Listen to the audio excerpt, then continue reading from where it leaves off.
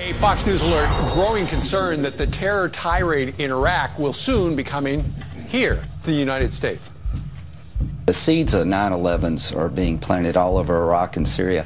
You don't have to believe me. This is what they're telling you they're going to do. I am concerned, and I think all Americans should be concerned. I guarantee you this is a problem that we will have to face. And we're either going to face it in New York City or we're going to face it here.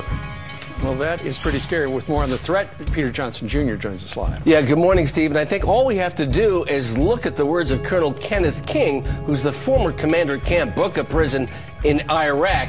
Let's see his experience. And that's the fear coming to a city, including New York, as a result of what they're doing. It's important to understand who al-Baghdadi is.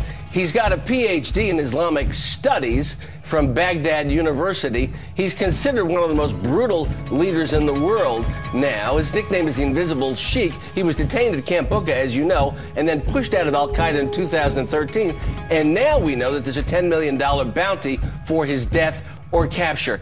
Eerily similar and perceived by many of the al-Qaeda and former al-Qaeda forces, including the people at ISIS, as the logical successor to Osama bin Laden. And a lot of foreign policy experts are saying that the similarities are too eerie and too disturbing in terms of the way that Afghanistan was going in the 1990s to the way that Iraq is now proceeding in 2014. We only have to look at the radio address that al-Baghdadi gave last January. This is disturbing. He said, "Our last message is to the Americans. Soon we will be in direct confrontation, and the sons of Islam have prepared for such a day. So watch, for we are with you watching." It's all scary about this. So that's the guy who's running ISIS right now. This is the same guy we had in prison, and now and let him loose. And released and allegedly made a threat at the time that he left Camp Bucca. Then we need to be on the defensive and the offensive to ensure safety in our cities. It's a continuing battle in this war on terror. We are also learning more about the leader of this terror group, a man described as the new bin Laden, the heir to bin Laden. It turns out he had been in U.S. custody until 2009 over in Iraq, when he was then handed over to the Iraqi government as part of our troop drawdown. And then he was released. Now he has led this effort to create an Islamic caliphate, a nation state ruled by harsh, radical Islamic law, and dedicated to killing, quote, non-believers and spreading its power as far as it can. Ken King is the former commander of the prison where that man was held until his release in 2009. Ken, thank you so much for being here. The most disgusting, vile terror group we've seen in recent history. Well, Jeff, the group's mysterious leader is a man known as Abu Bakr al-Baghdadi. He is so elusive that we only have a couple of grainy photographs of him. But al-Baghdadi now commands several thousand men in Iraq and Syria, where he's trying to set up a state based on Islamic law. Al-Baghdadi is so feared that some people have dubbed him the new Osama bin Laden, and the US government has placed a $10 million bounty on his head. And here we go again. Every few years, the US government props up a new boogeyman for the masses to fear. And so the latest corporate mainstream media, terrorist propaganda, deception is in full swing. And this time it is in the form of a group called ISIS, which of course has deep occult meaning. What we are seeing here is another psychological operation being thrust on the masses to instill fear and tug at the heartstrings of every individual still stuck in the corporate, elite, government-owned mainstream media paradigm. As we have seen in the past, the shadow government, elite, and mainstream media is able to propagate blatant lies and propaganda in order to create a fictional villain and enemy of America in order to achieve their New World Order agenda. Time and time again, over the past decade, the so-called terrorist group known as Al-Qaeda has been proven to be a creation of the CIA and continues to this day to be operated by the same forces. They have proven to be nothing but fictional boogeymen, along with Osama bin Laden, aka CIA asset Tim Osman. Among researchers and activists over the years, it is common knowledge that the bin Laden death was a hoax. The mere fact that the US government has never provided any evidence whatsoever proving his death should speak volumes as to the legitimacy of the Great War on Terror and the idea of terrorists in general, and also 9/11. Bin Laden and Al-Qaeda is a fictional villain in the game of war by deception, and so is this new group called ISIS, and its leader, Abu Bakr al-Baghdadi. This so-called extremist group will likely be the scapegoat in the future false flag operation that will lead to another war. As we can see, the next 9/11 false flag fear-mongering is in full swing, and the usual culprits pushing this fear campaign is present as well. Republican South Carolina Senator, New World Order puppet and agent of evil, Lindsey Graham, is one of the key figureheads of this operation and agenda. Graham made his first fear circus go around in 2013 when he sounded the alarms of America being nuked. After Obama's State of the Union address, he stated, quote, "The world is literally about to blow up," end quote. He was then used to push the fear propaganda for the Syria operation that was no doubt meant to start World War III. He was a key mouthpiece that pushed for Syria intervention, which was proven by thousands of activists throughout alternative media and social media networks to be a complete lie, which is why intervention was so widely protested, thus why the Syria operation failed. Graham publicly stated, quote, "The United States could suffer a nuclear attack if it did not contain Syria's chemical weapons program," end quote. And, quote, "I believe that if we get Syria wrong within 6 months, and you can quote me on this, there will be a war between Iran and Israel over their nuclear program," end quote.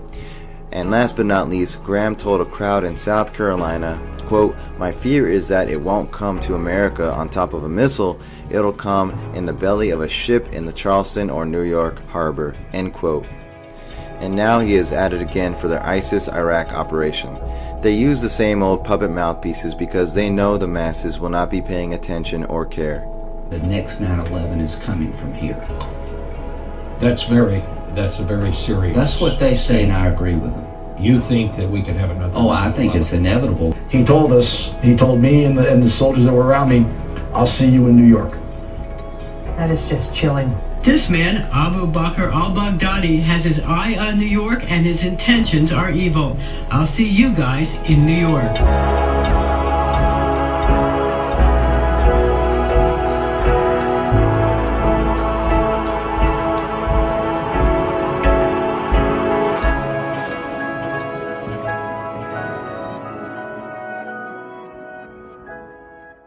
Yes, the fear-mongering, mind control, corporate mainstream media, this is how they do it. CNN, of course, terrifying execution images in Iraq, terrifying, terrorists. See, these are the same old words.